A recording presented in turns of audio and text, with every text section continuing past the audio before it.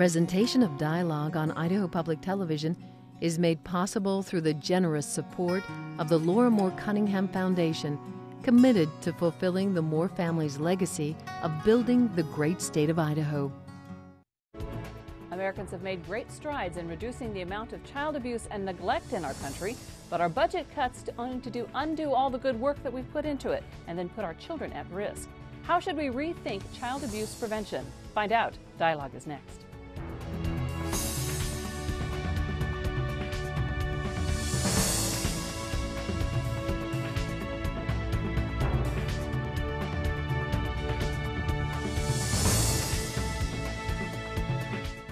Hello, I'm Joan Cartan-Hansen. Thank you for joining us here on Idaho Public Television, on the World Wide Web, and on public radio stations. There's good news and bad news about child abuse and neglect in America. According to the 4th National Incidence Study of Child Abuse and Neglect, from 1993 to 2005-2006, sexual abuse dropped 38%, emotional abuse cases declined 27%, and physical abuse cases fell 15%. That's good news.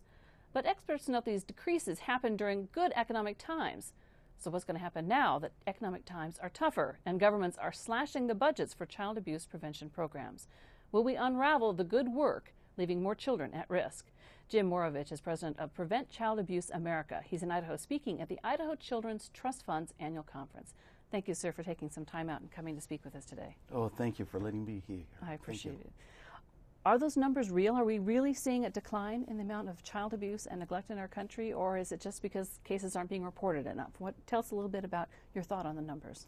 Well, I think your introduction was pretty right on target, to be quite honest. I think that we need to recognize the fact that prior to the dates of those studies, a lot of investments were being made into child abuse and neglect prevention. Investments such as parent education, home visiting services, and those prevention activities paid off. And what we saw during that period of time was, in fact, a decrease in child abuse and neglect reporting or statistics. I think, though, you also said it very well. Those were pretty good economic times, which also had these investments being made prior to the study. We're in very different times right now, and my biggest fear is people will think the battle is done, the war has been won, and by no means has it. And the very simple reason is economic times bring about stress. And stress is one of the biggest factors, precipitating factors, that brings about abuse and neglect. So I think we've got a lot of work to do yet. Let's talk a little bit about just some general statistics. We know if you're in a household with more than one parent or both parents are unemployed, the risk goes up pretty dramatically. We have a graphic to talk about that. If parents and children in households of unemployed parents have 2 times the rate of abuse and 3 times the rate of neglect. That's stress? Oh, absolutely, without question. In fact, if I could give a very quick story, I was on a panel with a child welfare director from a Midwestern state, and somebody said about 6 months ago, is abuse and neglect going up? And he said, absolutely it is. And they said, in the center city? And he says, no, it's in the suburbs. And there was a pause, and he said, that's reasonable. He says, people for the first time are losing their jobs, they're losing their homes. These are the types of stresses that bring about the abuse of our children in our community. So I think he said it all in about a 20-second little story. There's a difference between abuse and neglect. Abuse we think of more typically when we think of child abuse. That's sexual abuse, physical abuse. But neglect, which actually isn't dropping as dramatically as those harsher forms of abuse. Neglect is actually, those numbers, even in a good report, stayed pretty static and may well have gone up. Mm-hmm. What constitutes neglect?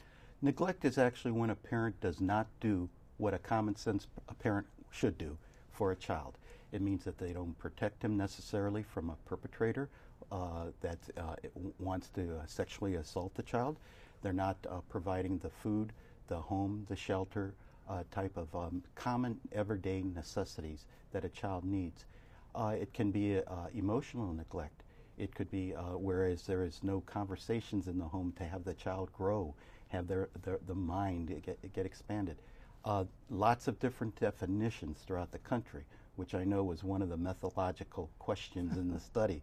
But you know, my attitude has always been that study's been done 4 times now using basically the same methodology. Something changed. Something changed. So the good news is there's But there is a real fear of cut. The budget in Idaho for the Department of Health and Welfare that controls many of the child protective services was pretty dramatically hit this session. In fact, the offices are closed every other Friday, so you automatically know at least 2 days a week there's no protection or limited protection for those kids. What does that mean for the state of Idaho? You know, I think it's serious, and Idaho, unfortunately, is not the only state in this position, but let's talk about Idaho for a second. I think what we'll find is that many of the things that have been done so well by our state workers and their partners in the community will not be able to be done. Some of the concrete supports that parents need in order to raise their children in healthy developmental environments maybe not be able to be done. What we're going to see, I think, is going to be a long-term impact. There has been significant research done throughout the country that says when a child is abused or neglected, there are sometimes long-term impacts. Impacts in juvenile delinquency, criminogenic behavior, academic failure rather than success, on and on and on. We also have to know that about 1/3 of all abuse and neglect that goes on occurs between the ages of birth to 3, and that's the very time when the brain is developing. So if we want to make sure that we're going to be protecting our children, providing healthy environments for them so that they can develop, and we want to become really competitive in a global economy, we've got to keep those prevention services available for all the families in Idaho. So how do we rethink child abuse if we're in a tight economic times? What can we do with the money we have? You know, I think one of the very first things that I always advocate is that we have to ask a different set of questions. Quite honestly, the public defaults to the child welfare system when we hear about abuse and neglect, prevention. And people immediately say, oh, this is horrible, I read about that case. Well, if we're doing our job right as a state, we're not going to hear about those horrible cases. So the first thing I think we have to do... Not because they're still happening, we don't know about them, but because they don't exist in the first place. Very well said, exactly. And I think what we have to do is start asking that different set of questions. We have to start asking the question, first of all, defining it different. We in Prevent Child Abuse America say that prevention of abuse and neglect means that the abuse and neglect never occurs. That means every child, regardless of demographic, regardless of wealth in the family, should have the ability not to be abused or neglected, to live in an environment that is healthy and developmentally correct. We have to, first of all, define it a little bit differently. And then second of all, I think we need to recognize the fact that when we take on certain services to help children grow that way, there won't be those long-term impacts. I mean, when we took a look nationally, Prevent Child Abuse America did a research project on the cost when we do not prevent abuse and neglect, and it came out to be $104 billion a year. And that's because when children are unfortunately provided an environment where there's toxic stress, where the brain doesn't develop as it's supposed to, there are those lifelong consequences that end up in prisons, in the growth in mental health services, substance abuse. So the first question that I would ask legislators and policymakers to ask is, what could we do to prevent a child from being abused or neglected? And keep asking that question until we get to where we all know where we want to be. We want to make sure every child has certain services that keep them healthy, that give them the opportunity to develop their brain in a way to make them on a level playing field regardless of where they live in Idaho. What kind of services do they need? I think there's two major ones right off the bat. The first one is parent education. I mean, we've all had the stories. I remember the first time the first child came into the car and it hit me. I'm alone with her mother, and now what do?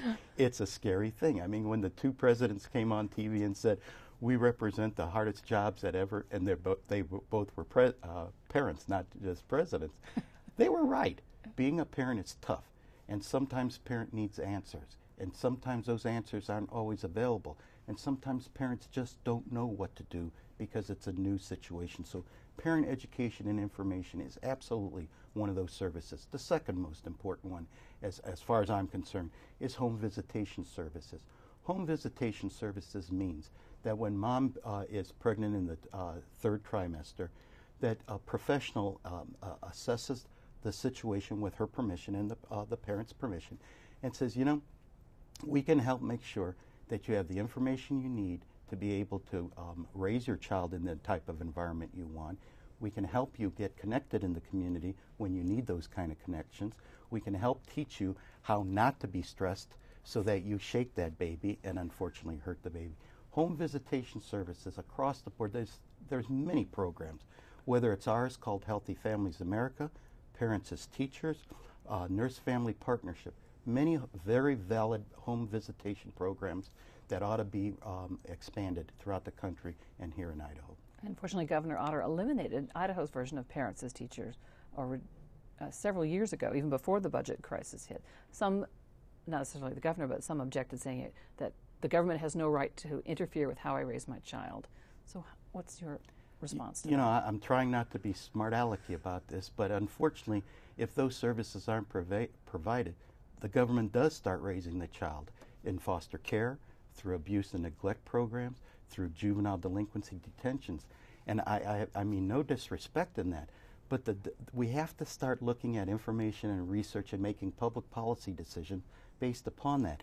And if in fact 1/3 of all children are abused or neglected before the age of 3, and if we know that stress causes that child's brain not to develop very well, and research indicates that the child can have lifelong consequences of adversity in substance abuse and chronic health problems, it seems to me these kind of services make sense, and research backs that they're successful. The ACE study is really conclusive about the impact of not just what we think of necessarily, obviously sexual abuse and physical abuse, but things like a parent who has depression in the family, or a parent who's in prison, or all these factors dramatically increases a child's chance of heart attacks and strokes and diabetes and other chronic issues much later in life. So that costs us a fair amount of money. Absolutely. Again, a good piece of information that our legislators and policymakers should always ask is, what would prevent abuse and neglect from happening in the first place? What are the things that we can do to prevent that? That's true prevention, so the abuse and neglect never occurred. Child Abuse America is pushing a program called Wellness for Children. Could you define what that means? Well, yes. Basically, what we're trying to do is to get away from the term of child abuse and neglect. We found out through a research again that people do not really appreciate that word. There were times when graphics accompanied a message to which absolutely turned people off, and people were just horrified and said, I cannot deal with it. It was so overwhelming. And our messaging at that time didn't give solutions. And we know how to prevent abuse and neglect. So our recent research says, instead of talking about something that the public will not listen to anyway, let's talk about what the public really wants. I have yet to meet a parent or the public who says, we don't want a healthy, well-adjusted child in a happy, functioning family, in a strong community, in a strong nation. Everyone wants that. So our message is one of wellness. How do we get a child to the point where they're in a loving environment, they're in a nurturing environment, they're in an environment where we can start checking off the facts of immunization and all the types of things that make for a healthy child. That's what we believe we ought to be doing as a country. Well, that's a pretty big goal. Yes, it is. How do you even begin? Well, we have a very strong advocacy program. And I use that word, and I want to be cautious about it, because I don't think we lobby. I think we provide information. And much of the information that we're carrying to Washington and to state legislatures is exactly, what I've been talking about now. We're asking legislators to ask different sets of questions. How can we prevent something? What programs work? What are the cost-benefit ratios attached to these things? And, it just strikes me that whenever our country has come under economic threat or national security threat, our government has come together and developed a plan. Now, we may not agree with what that plan was, but they developed a plan. We need a plan for a healthy development of children in this country. And it just can't be for an education system or a health system or a child welfare system. It's got to be across all those agencies, across all those services, because families don't come in funding streams. When they need a service, they need it now. They need it so that they can adjust whatever they're doing with their child immediately so that that child becomes healthy. How do you get those disparate towers or silos, I guess they call them now, of agencies to actually work together?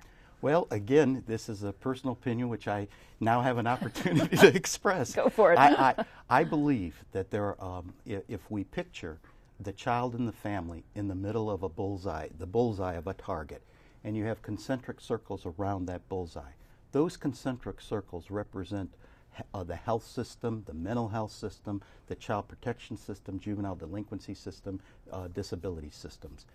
And the problem is everyone is trying to do the right thing by that family. But the problem also is often, not always, but often, is that those systems don't coordinate within themselves. And so what we're recommending is that if you look at that bullseye and at the 12, 3, 6, and 9 marks, erase, put a pathway and erase through from the family to the outermost line and fill it in with 4 things. We will not be able to comprehensively serve children, in my opinion, and families until we have policy integration across agency lines, that we have shared funding where monies that are coming to those agencies should be blended together in an accountable way to serve the family when they need it. There should be a common assessment and referral system so that everyone is talking the same way, and then they ought to be able to share information, pertinent information, so mom and dad do not have to say the same thing over and over again. It is so frustrating to watch a parent who wants to help their child and they have to repeat things that they know like the inside of their hand, and they have to repeat it over and over again. Those are the ways I think we break down those silos. So how do you start? Well, we start with education and information, and that's why I'm so pleased that you took the time to invite me to this show. I think that now, whether people agree or disagree is not really the issue. It's the issue that we're talking about it, and that we start asking a different set of questions when it comes to how do we raise our children in this country. It's really difficult to get people excited about changing policy, because it's, it reminds you of having to sit through those long lectures in school about stuff that you didn't really care about. Well said. We all should care about that, though, because if we don't have a structure in place, it's not, the program itself isn't going to work. So that's exactly right. Where's the next step after that? Now that you've got some education, where do you go from there? Well, believe it or not, I don't think we have to change a whole lot of laws. I think that if I had 5 minutes with the President of the United States, I would say many of the same things that I just said right now, and said, Mr. President, by executive order, could you require a different type of collaboration among the federal agencies? Collaboration so that when funding is provided to the numerous funding sources that are necessary, that there's a greater degree of concentration on how are we doing this? Are we doing it together? And are we really serving the whole family and the whole child? That would be my next step. And if we can't get to the President to have that private talk, I'll go for the Chief of Staff or somebody in the White House office. And then take it to the state level, too, because there's state programs that have the same issues. Absolutely. If I could, I remember after I retired from state government, I was asked to do a juvenile law study commission type of facilitation. And some of the things that I'm talking about came out there. But what we found out was that when we got state legislators together and policymakers, there were all kinds of reasons why we couldn't do it in this particular state. And so luckily the Chief of Staff to the Governor ordered all the agency heads to take a look at the statutes that govern their particular agencies. And guess what? There were no federal laws that prohibited what we wanted to get done, but there are state rules, policies, and practices that were not allowing us to do the integration of services that we all think we probably want. So a study of that is something Idaho could take forward. Yep. How about individuals who are not necessarily government, who are just someone who wants to be a part of this to help things get better for kids? What can the individual do? Oh, wow, there's a lot. I'm glad you asked that, because there's a lot of things. First of all, they can get to know the Children's Trust Fund, which is the Prevent Child Abuse America chapter here in Idaho. And they can call a guy named Roger Sherman and they can say, we want to volunteer, not just necessarily at an event, but maybe they have some thought leadership qualities that maybe that can be used. They, in some instances, they can help at certain types of events. They can donate money, but it's not money that makes things work. It's people that makes things work. They could go to the Facebook pages. Prevent Child Abuse has a Facebook. Let them post something on the wall and say, this is what I know and this is what I believe. They can volunteer to work with individuals at the policy level. For example, we've all heard of the six steps of separation. Somebody knows somebody. How is it that we can get to see a governor of Idaho or a president of the United States or a particular legislator who's in charge of a human services committee? And maybe we don't even need to talk to that person. Maybe their chief of staff or one of their aides. Let us have 20 minutes with that person just to inform and educate and start connecting the dots that when we make public policy decisions and we're taking a look at what the consequences can be or what we can avoid, it becomes a lot easier to make decisions to protect children early and have them grow up in a healthy environment. Well, it is an election year, so that's a question you can ask of whatever candidate appears at your door. Absolutely. Someone appears at your door on what do they think should be done to help prevent child abuse. Absolutely, absolutely. Why did the United States, let's pick up a broader topic. The United States came in 20th in its ranking in terms of well-being for children in our nation. Why are we, I mean, I would like to think we should be number one, but we're 20. Why are we that low? Well, I'll tell you, you've hit upon a study that was one of those aha moments for me. I mean, it was an embarrassing moment for me to see that the United States of America, what I consider to be the greatest power on earth, ranked as low as we did in child well-being. And I think basically somewhere along the line we have not taken the time to figure out how do we integrate services, how do we create public policy that helps every child grow up to be healthy, that allows parents to understand what developmental stages are and what should be done at those stages, and that sometimes our businesses don't take a look at the long view and say, you know, family-friendly policies really make a difference, not just for the employee, but also for our corporation because they become more productive, and for our country as a whole. If we're going to remain economically competitive in a global economy, we need youth right now growing up to be the kind of people who can take anyone on in a competitive environment. We've got to look at the long view here. What are some of the things we should be changing to improve children's well-being in a community as a whole?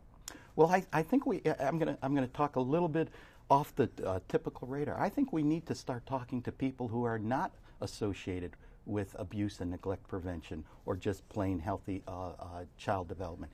For example, there's often I'm in a room and I'm talking to numerous social workers and really hardworking people who work with families throughout the country. We've got them in our corner. They're singing with us in that choir. Why shouldn't we be going to public planners, city zoning specialists? Why don't we take a different way of looking at the way we grow our cities and the way we develop neighborhoods and the way we put certain type of family-friendly activities right there in a neighborhood, not a community park. That to me means it's 5 and 6, maybe 7, 8 miles away, right there in our community. We could be doing a lot to making sure that parents interact, which is good to keep them associated with each other, that they can see their children play together, they spend time with their children. That's just one example of what we can do. Let's start talking to people who have expertise in an area that we typically don't associate with child abuse and neglect prevention. So why would a community park, something in your neighborhood, be a way of reducing child abuse? Well, one of the things that reduces stress is several things are that, first of all, when parents feel socially alienated, they become obviously a little bit closed. Stress grows. They may be unemployed. They don't have a network out there. If we can get folks to do what we've always done when I was growing up, because I think I'm a little bit older here, but when I was growing up, neighbors talk to each other. When somebody in the neighborhood, in my neighborhood specifically, a death occurred, a job promotion, it was a celebration of the entire block.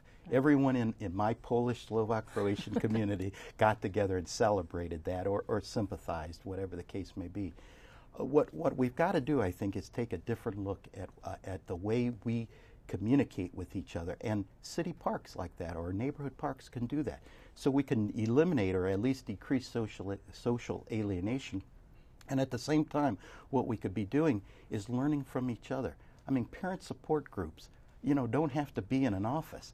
They could be anywhere in an employment situation or in a neighborhood park to where they talk and say, this isn't normal, is it? Well, yeah, it is. People learn from listening to other parents. those are two things that we could do differently. Why isn't parent and child development a greater part of our school curriculum? Boy, I don't know. Yeah, and I don't know if I'm an expert on that particular area, but I do know this, that unfortunately, our very, very hardworking teachers see the brunt of when we don't have children develop healthy and ready to learn. I mean, our national education goal, number one of the 1996 Education Act, was to have a child go to school ready to learn. You know, I'm not sure we're accomplishing that. No, you can't be ready to learn if you're hungry or there if you're you hurt. Go. That's exactly right. And, you know, you said something earlier in the show that was very important. Child neglect actually represents 63 to 64% of all the maltreatment of a child in the nation. And that's been pretty consistent, 1 or 2 points over at least the last 10 years that I've been watching for that. And neglect often finds its roots in poverty. And we've got to take on that issue. I mean, it's important for us to have a strong national security policy. No question about that. But we have got to have strong domestic policy as well. Strong policy that talks about the very things we're talking about right now. Now, poverty, though, isn't necessarily a direct cause of child abuse. Although we have a graphic on this one as well. If you're in a household that makes $15,000 or less, which is well below the poverty line, the children in that household are far more likely to be victims. They're 7 times more likely to be a victim of neglect. And neglect is not necessarily, I think neglect is a nebulous term a little bit. It doesn't necessarily mean they're starved to death or that no one ever speaks to them at all, but there are degrees of neglect. And even those slight degrees can have an impact on that child's developing brain. Absolutely. In fact, I'm glad you made that point, because I would not want anyone to think that just because a family is poor, that their child can't grow up in a healthy, nurturing environment. To be quite honest, my dad died when I was very young, and we were not the richest people on our block, and I like to argue that I turned out semi-okay. But to your point exactly, there are different degrees of neglect. And I believe that one of the problems that was even noted in that incident study is that states define neglect just a little bit differently. And that's why I think there's some argument about, you know, how can you measure something when you're defining it in your statutes a little bit differently. So that's a tough call, and I'm not sure how I can be very helpful on that one. Well, someone who probably can at the Idaho Children's Trust Fund, at least to give folks an idea of what's happening in Idaho. We have information on our website. We have a link to the Idaho Children's Trust Fund on our website, as well as a link to Prevent Child Abuse America and more information. We've run out of time, sir. I'd like to thank you very much. I know it goes by really quickly. It does. I appreciate you being here. I appreciate it very much, Jim. Oh, thank you very much. Appreciate it. If you'd like to learn more, as I said, go to the Idaho Public Television website and check on Dialogue, and there'll be more information there, links and facts, and our Web Extra conversation. Go ahead and check it out. You'll also find us on Facebook. Search for Dialogue on Idaho Public Television and become a fan. We'll see you next time here on Dialogue.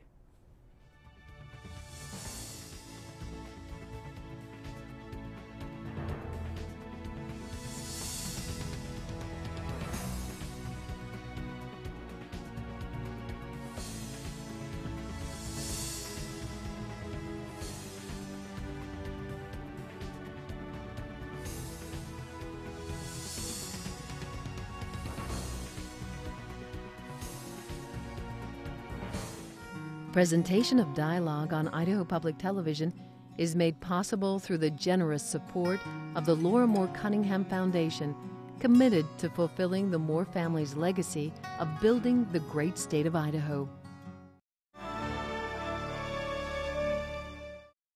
To order a copy of this program from Idaho Public Television, call our toll-free number or visit us on the World Wide Web.